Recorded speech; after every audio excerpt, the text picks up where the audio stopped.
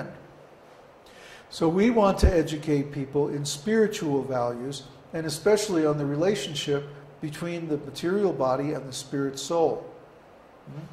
So Jyotish is a powerful tool for doing that, because people are going to tell us all their material problems, and they're going to ask, how can I solve them? So we're in a very good position to advise them spiritually. Here's what you need to do. Follow 4 regulative principles, chant the holy name, and that will take you out of this whole material existence. Then you won't have any more material problems. Yay! That's our aim. That's our aim. So also, Jyotish can help very much with management. For example, knowing the people who are involved in your organization or in your work, or in your family, and what their issues are, and also it gives you a clue how to work with them or how to counteract their weaknesses. So let's see. One more point. Jyotish should never be used for material gain. That means we should never make a business out of Jyotish. The first thing that Maitreya says to Parāṣara is that he says, Jyotish is the supreme limb of the Vedas. Well, if it's the supreme limb, the anga, Vedanga, of all the Vedangas, it's the supreme one. The Vedangas are like logic, grammar, temple worship, rituals. Yeah, no, agriculture is actually part of the supplementary literatures of the Vedas. Yeah? Agriculture is a material art. Vedangas are all things that help us understand the Vedas. So philosophy, logic, stuff like that. So out of all those limbs of the Vedas, there's 6 Vedangas. Out of all those 6 Vedangas, Jyotish is the supreme. So really we need Jyotish to help us put the advice of the Vedas into action. It's the most important of all the Vedangas, of all the limbs of the Vedas. This is not meant for material gain. It's made only for spiritual liberation. So if we try to make a business out of Jyotish, I can tell you exactly what's going to happen. Look around on the internet at all the different organizations that teach Jyotish or Vedic astrology in the West. And you'll see that all of them are in some kind of trouble. Even Sanjay Rath, who's probably the greatest authority on Jyotish today, his organization is in trouble. The ACCS, or ACVS, or whatever it's called, American Society for Vedic Astrology or something, Vedic Science or something, they're in trouble. They used to hold their convention every year. Now they only hold it every 2 years.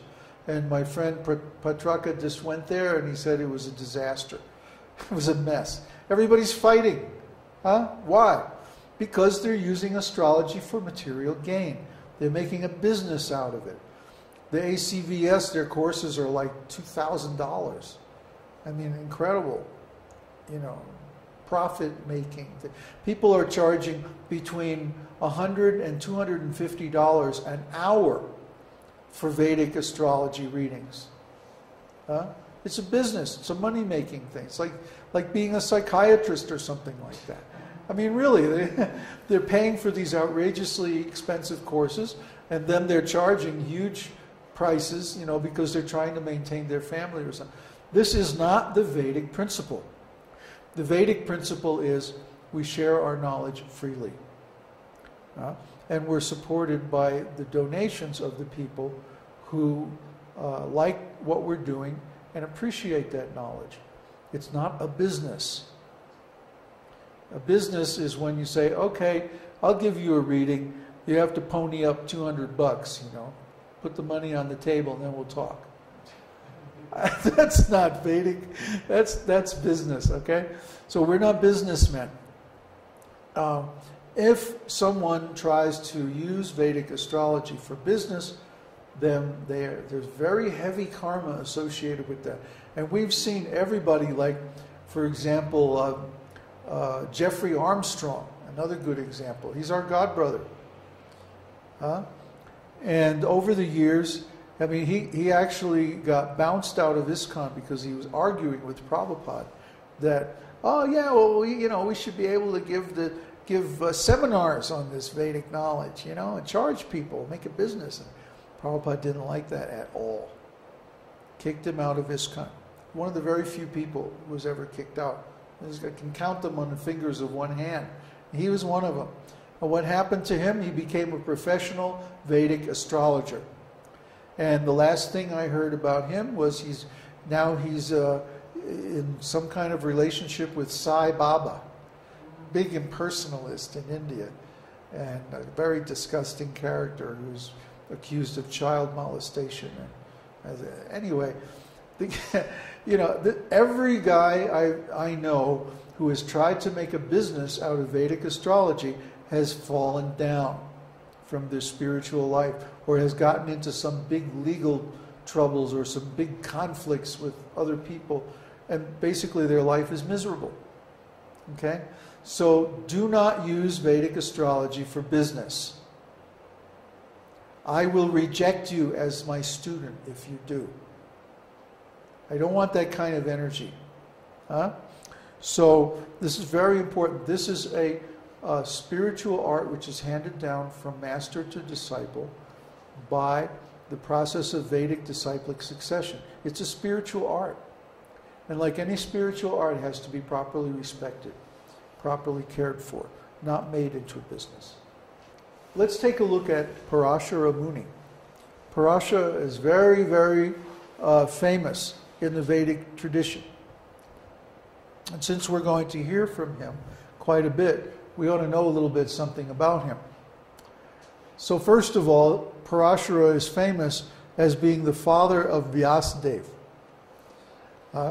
Vyasadeva was an incarnation of God.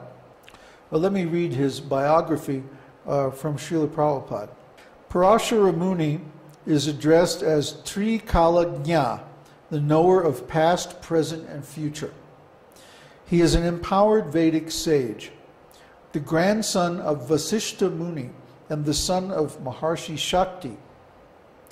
He was in the womb of his mother Adrishyati when she was only 12 years old, and he learned the Vedas from within the womb of his mother. His father was killed by the demon Kalmashapad, and to avenge this, he wanted to annihilate the whole world. And he could do it too. He was restrained, however, by his grandfather Vasishta. Vasishta, he was about to start the sacrifice that would annihilate the whole material world. And Vasishta said, "Now, grandson, just hold on a minute. You sure you want to do that?" And then he gave him all kinds of reasons. This is described in Mahabharata, how Vasishta stopped him from destroying the whole material world. Then he wanted to kill all the Rakshasas in the whole universe. And he started to make that yajna, but Maharshi Pulastya stopped him from doing that. So I guess he had nothing better to do. He decided to become the father of an incarnation of God instead. Can't destroy the world, can't kill the demons. I know. I'll bring God into the world. That's our Parāṣara. So he became the father of Vyasadeva, who is the powerful incarnation of God that compiled all the principal Vedic literatures. Yeah. There's a nice verse in Srimad Bhagavatam. Tata saptadashe jata satyavatyang parāṣarat chakre veda taro sakhya drishtva pungsolpamedashaha. Thereafter, in the 17th incarnation of Godhead, Srila Vyasadeva appeared in the womb of Satyavati through Parāṣara Muni. And he divided the one Veda into several branches and sub-branches, seeing that the people in general were less intelligent. Śrīmad Bhagavatam 1:3-21. It's an interesting story how Parāṣara begat Vyasadeva in the womb of Satyavati. She was the daughter of a fisherman, and she was very, very beautiful. Only problem is she smelled like fish. So she was, at one time she was piloting a boat, a ferry boat, between the shores of a river. And Parāṣara came along and saw her. And he said, you know, come on, let's have a kid. I got this incarnation of God I want to bring into the world, and you're just the perfect person to be his mother.